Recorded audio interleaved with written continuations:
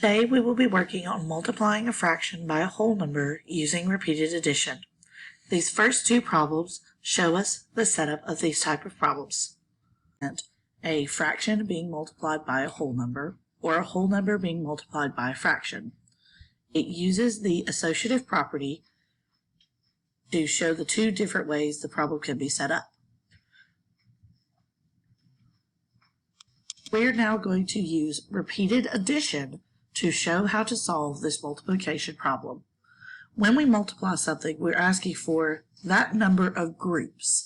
So we have 1/4 is one group, plus 1/4 is our second group, plus 1/4 is our third group. We now have three groups of 1/4. We will then add our numerators together, 1, 2, 3, to get our new numerator, and our denominator, since they are all the same, do not need to change, and it will remain a 4.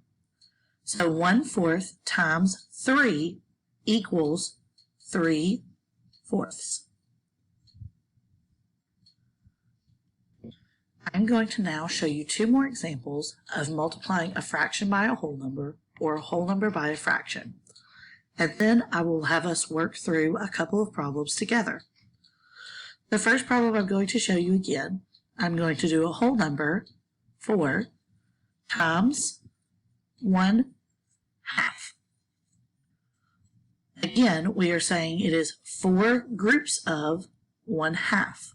So I will say 1/2 is one group, plus 1/2 is a second group, plus 1/2 is a third group, plus 1/2 is a fourth group.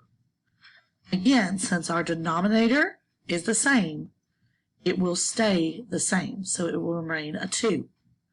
We add our numerators, 1, 2, 3, 4.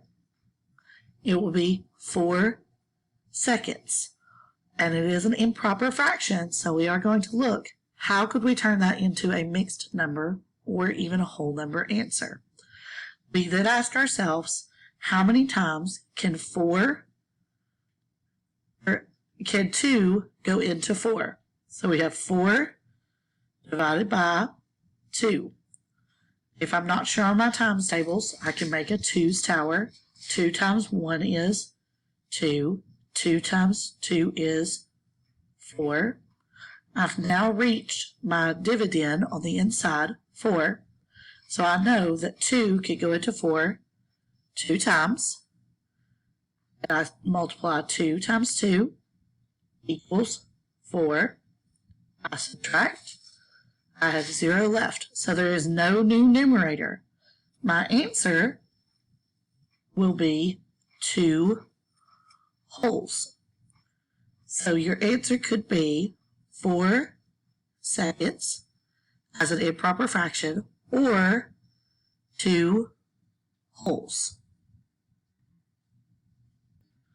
Now here we are going to do another example with the fraction coming first in our problem. We will have 4 seconds. We're going to start with an improper fraction, times 2. Again, we want to remember that if it's times 2, it's asking us for 2 groups of it if we want to use repeated addition. So we would have 4 seconds plus 4 seconds. We do 2 groups of our fraction. Again, our denominators are the same, so they don't need to change. It will once again be 2. And if we add our numerators, 4 plus 4 gives us 8. We have 8 seconds. So we can leave it as an improper fraction, 8 seconds, or we can convert it into a mixed number or a whole number. We want to ask, how many times can 2 go into 8? Again, if you're not sure about your times tables, make yourself a 2's tower. 2 times 1 is 2. 2 times 2 is 4. 2 times 3 is 6. 2 times 4 is 8. I've now reached my dividend by number inside, and it took me 1, 2, 3, 4 times to get there. I put a 4 on top. 4 times 2 gives me 8. I subtract. 8 minus 8 gives me 0. I have no numerator, so all I have is a whole number left. My whole number answer would be 4. Either answer is correct, but remember, on testing, they might convert it, and they expect you to be able to as well. I'm going to now write a couple examples on the board and give you a few moments to work them. Here are 3 example problems I would like for you to work on your own, and then we will check them together in just a few moments. Please remember, looking at each problem, that they are asking you for different amounts of groups. Number 1, the groups it is asking for you to make are 3. Number 2 is asking you to make 5 groups. And number 3 is asking you to make 5 groups. Please remember to try repeated addition on these problems. We will check them together in just a few moments.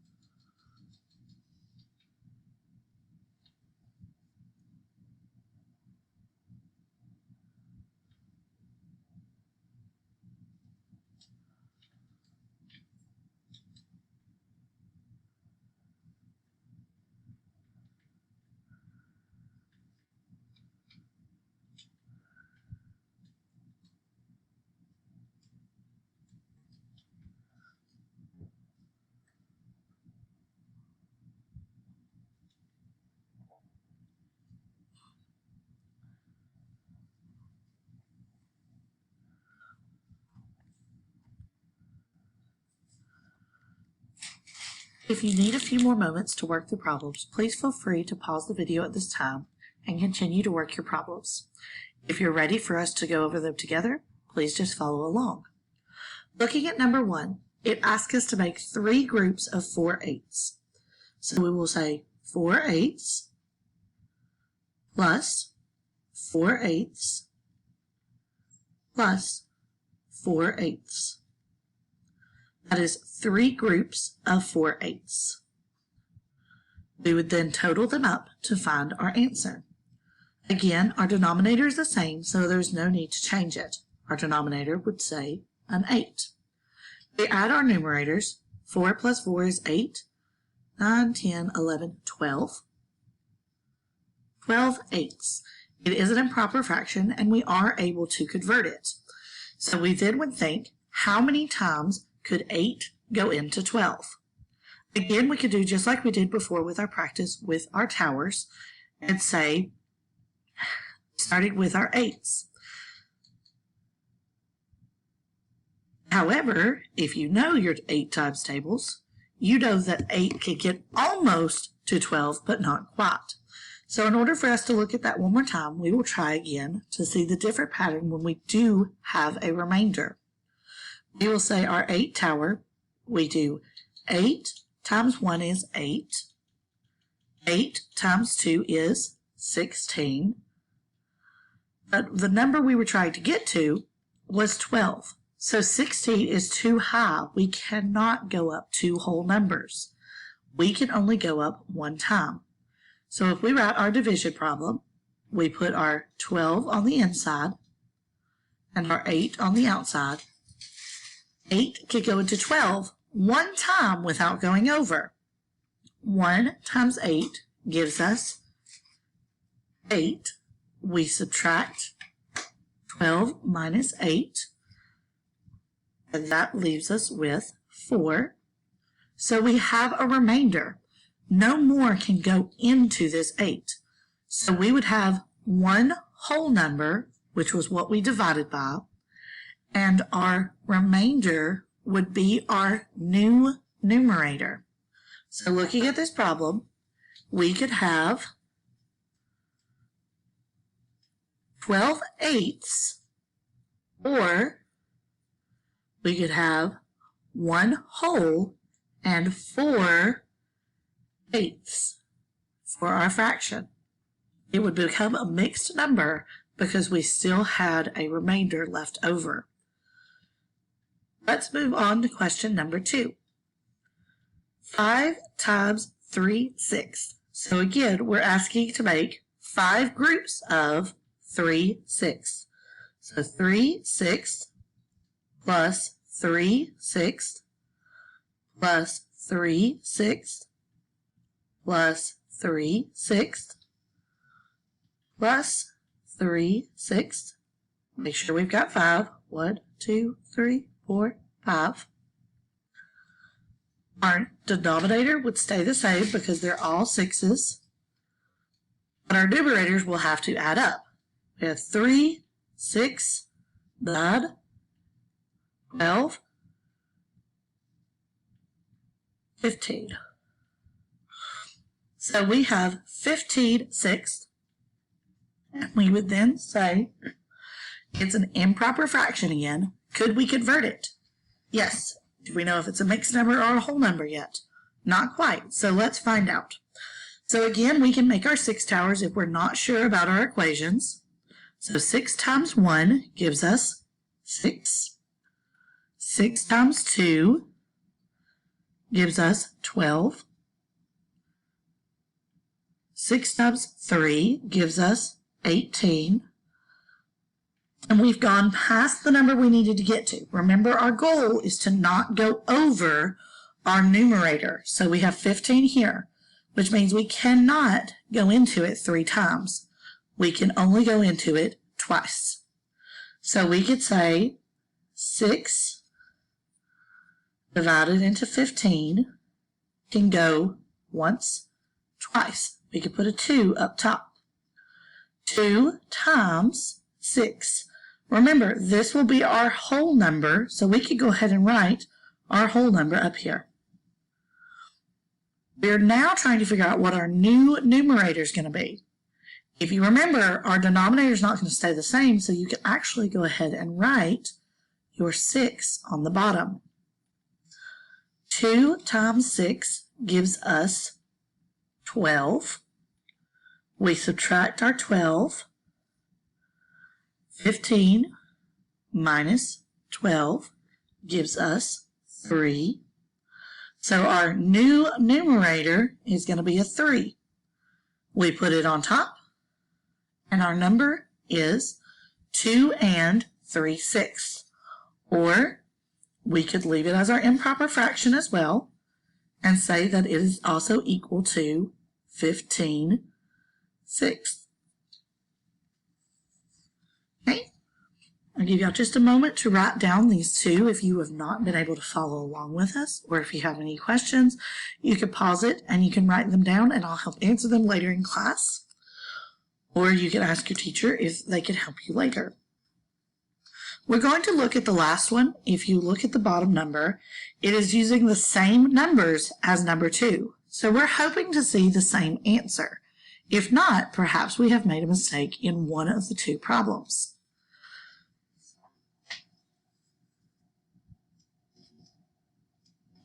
So as I said before, you should see that we are using the associative property to answer number 3, which means we have just flipped the places of our 2 factors, the 5 times and the 3/6. So we start with our 3/6, but we are still asking to make 5 groups of 3/6. So the problem will be set up the same way it was as our previous problem. 1 group, 2 groups, 3 groups, 4 groups, 5 groups. We're still making 5 groups of 3/6. So therefore, our answers should still be the same denominator because they are the same all the way across, so 6. And then we would add our numerators across the top, and you should get 15.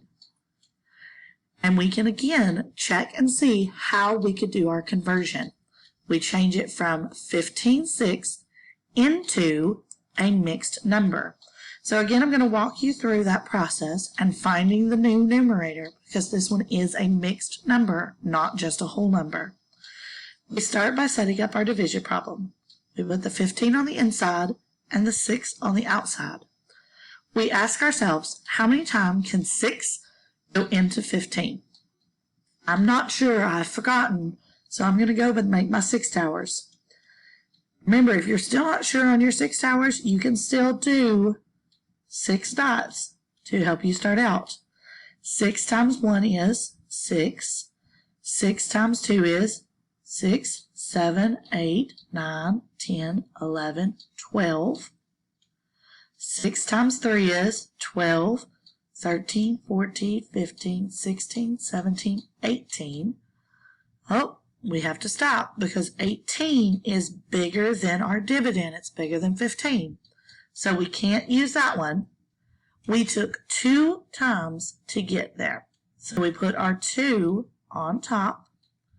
2 times 6 equals 12. We subtract, and we have 15 minus 12 leaves us with 3. This number is our new numerator. So we have 15/6, or we have 2 wholes, and our denominator stays the same, so it's still a 6. And we have our new numerator is a remainder, and that would be a 3. So our answer should be 15/6 or 2 3/6, which is the same answer we got for problem number 2. And this has been multiplying a fraction by a whole number or a whole number by a fraction using repeated addition. Just one of the many strategies we can use when solving these type of equations.